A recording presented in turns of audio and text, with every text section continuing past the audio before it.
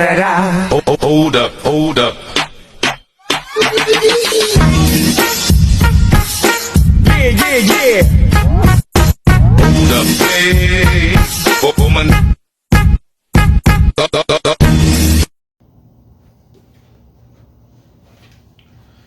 All right, welcome back to the Expat Migration channel. I'm Mickey Supreme. Today we're gonna talk about moving to Canada. How to move to Canada if you don't have any education, you don't want to marry someone who you're not in love with, and you don't want to run away and be a refugee, or you don't want to be a runoff, keep looking over your shoulder, poor job prospects, get abused, getting paid under the table, and you find it difficult to have a good footing, right? And eventually you don't want to get caught by the immigration police.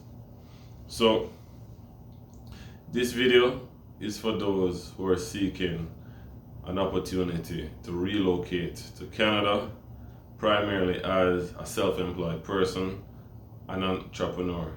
You're not a six-figure earner in the proverbial sense of US dollars or Canadian dollars, but in your local currency, you may be a taxi man, right? You may be managing a car rental business over the years, but it's a registered business, and this is how you're gainfully employed. Thankfully, Canada is one of the number one countries who are pushing immigration and accepting new people into your country. And how you can get there. First, think of your job history, right? Think of a resume in terms of your work history, right? If you're a self-employed person and you may have graduated primary school, you graduated high school, you may or may not went to college, right? But now you're doing your own business, you've been doing it for several years, and you're managing to pay your bills, provide for your family, and get by day to day. It's important that you keep all your receipts, right? It's important that your business is actually registered. You do have a business account. So there's some paper trail documenting how you have an income. You can actually prove how you have an income, right? So these are key things that will help with the immigration process. And with Canada, it's important to apply for one or two things. Either you're going to apply for an open work permit or a work permit, right? Which may take a little longer to land a job in a particular field. So let's take example the case of a 24-year-old graphic designer, or you're a web developer, website designer. You're working in multimedia and you're some type of IT specialist, right? It's important that you have your own website, showcasing your business. You have your portfolio, all the payments and transaction you have. When you have a project, a paid project with a client, that's also documented, and you have those informations put together. It's very simple. You go on the Canadian.ca website, you go and open up a profile for yourself, and you complete the required documents, right? It would help if you have a traveler's visa, a visitor's visa, right?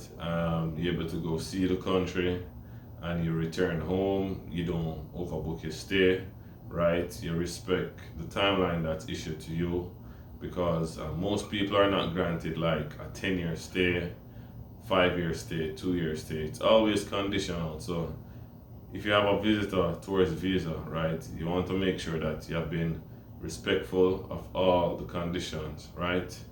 And this will help with your case when you apply for your work permit. So that's an option, and I'm encouraging everybody to actually consider, right? I know in the Caribbean community, people push to get married. Sometimes people think that's the only way. There's no other way. Sometimes people think that, hey man, they're just gonna run off, you know what I mean, and just make things work. But there's so many pathways that are available to relocate to Canada, and people should explore that, especially young men, right? Um, it's important that you also take some time to maybe advance your education, right, according to their standards, Canadian standards, right? It's just a part of the game. A lot of people cry and said, hey, I studied 4 or 5 years, right? Why they don't simply recognize a degree qualification, right? Example, if they travel on their vacation and they fall ill, they're gonna go visit a local nurse in the islands or somewhere in Africa, right? And so for that reason, they should also respect our qualification. So we can all agree on that, right? But the rules are how the rules are set according to whether it's a particular political leader at the time, a political body, a group of people, and even immigrants themselves. Sometimes there's also not the best behavior being done by a certain group of people, right, or a certain country statistically, right? You may carry your violent nature into the people's country, and you're gonna expect to be respected. Respect must be earned, right? And that's what a lot of persons forget. You may link up with your same circle of friends, partying and clubbing. While that's good, everyone have their own choices, their own lifestyle, but it's highly important when you're making a step forward in your life, right, to really do some self-assessment, check yourself and figure out, hey, I need to cut back here because, when winter come, if I haven't been working and saving anything extra, during the summer months, during the warmer months, it's gonna be a rough ride. So your mindset, it's all about mindset.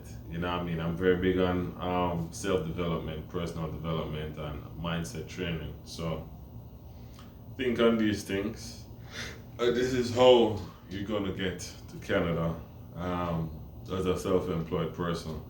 For more details, I will leave a downloadable PDF file in a link.